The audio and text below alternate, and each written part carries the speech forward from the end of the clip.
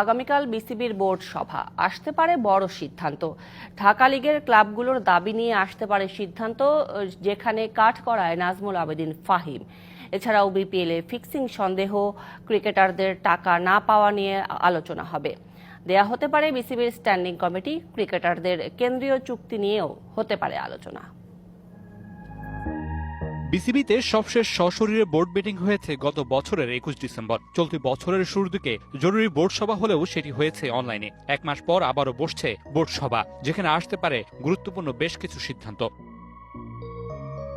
বিসিবির গঠনতন্ত্র কমিটির প্রস্তাবনা নিয়ে ঢাকার ক্লাবগুলোর আলটিমেটাম নিয়ে হবে সবচেয়ে বেশি আলোচনা, যেখানে লিগ বয়কটের পাশাপাশি গঠনতন্ত্র কমিটির প্রধান নাজমুল আবেদীন ফাহিমের অপসারণ চেয়ে রেখেছে ক্লাবগুলো। সিসিডিএম রাখা ও 12 পরিচালকের আগের অবস্থানের দিকেই হাঁটতে যাচ্ছে বিসিবি। আলোচনা হবে নাজমুল আবেদীনের পদ নিয়ে।